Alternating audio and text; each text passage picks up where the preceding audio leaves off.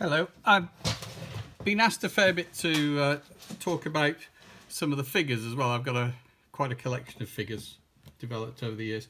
I'm not the world's greatest painter by any means. I do an okay job. I used to be better than I am today.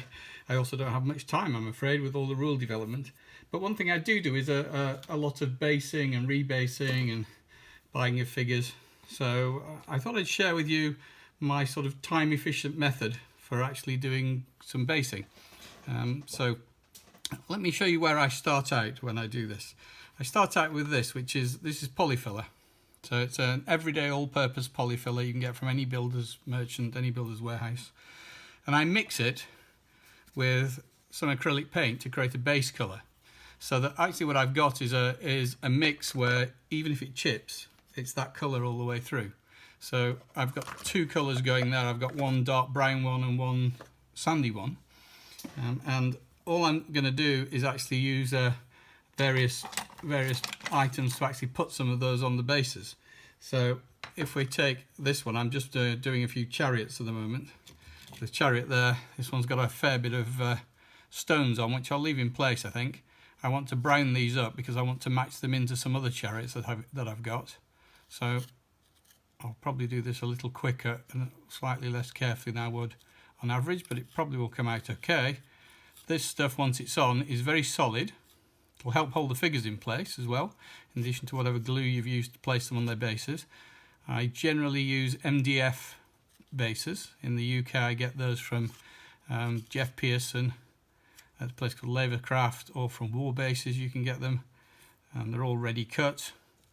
And all I'm going to do is gradually fold in various bits of the brown. And as you'll see later, I don't necessarily need to cover all of it. A little bit of green showing through is not going to do any harm in the way I'm actually going to work these. There you go, put a big amount on there and spread it. Get some under the chariot. There you go. Down the side of the wheels there. Up to that rock. There you go, it's starting to brown up quite nicely. I get a bit on the wheels. It doesn't matter too much because in a real battle, of course, they'd be pretty mucky. They'd have gathered all sorts of dirt as they go through the day of riding around in the battlefield. So there you go. Get some brown on there. Put a little bit on the front here, and I'm getting pretty happy with that. So I want to get a bit more behind the rocks there. Probably do that way.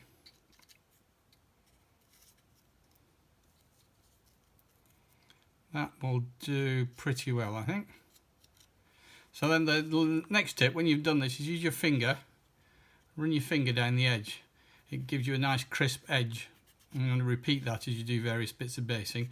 But what will happen with it that's very nice is it'll give you a crisp edge, and polyfiller dries really fast on your fingers with your body heat. So you can quickly wave your fingers like that and scrub them, and the stuff will come off.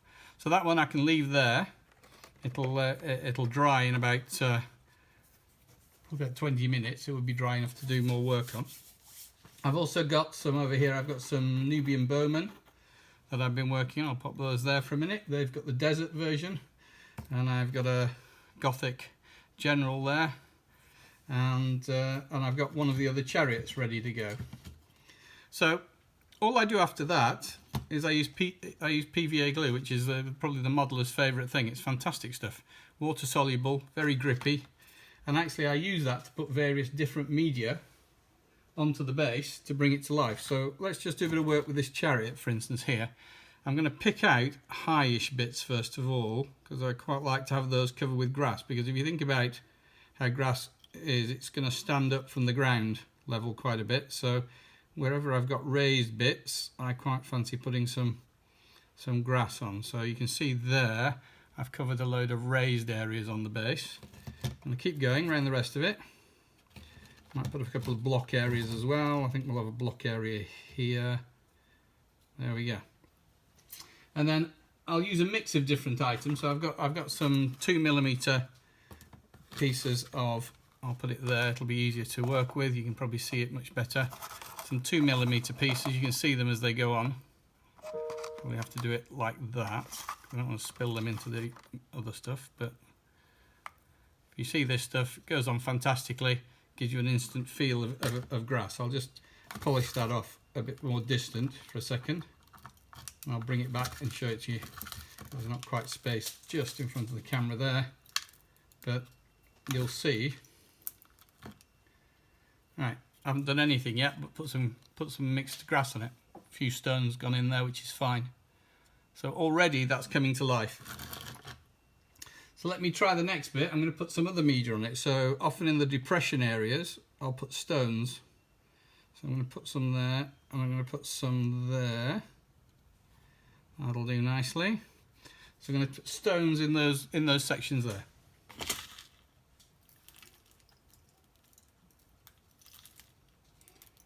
And these are just a mix. All I'm using is a mix of different stone items from a model shop. And for the bigger items, actually, if you've got a cat, pinch a bit of cat litter. Works quite well. So there we go, we've got some stones in there now. And then I'll keep going, so I've got 3 or 4 different medias going at once. So I might add a rock to this, because it's a fairly big item.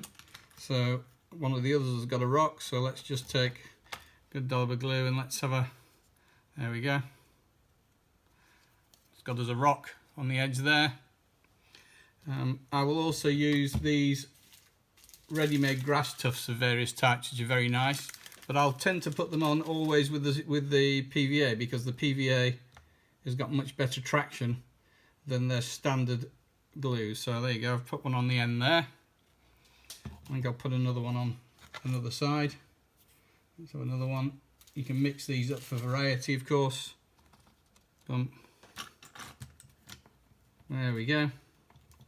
So the base is coming to life very fast.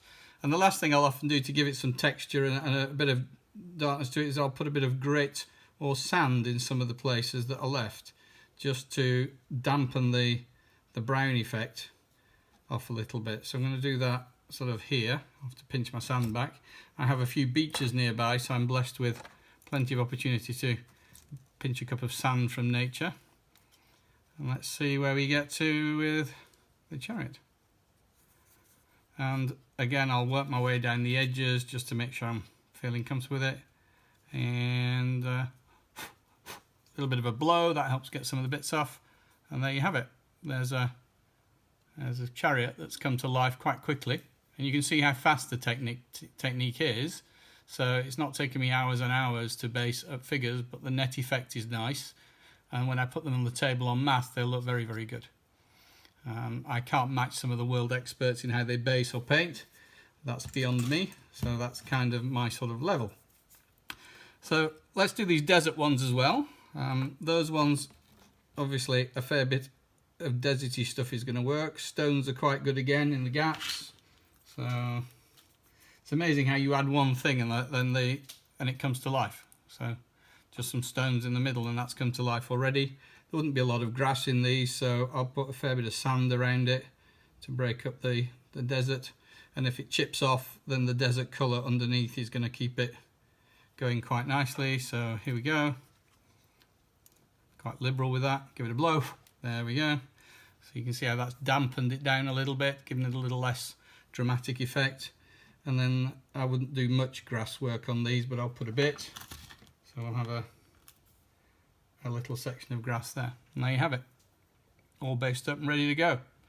So there's that. And there's the chariot.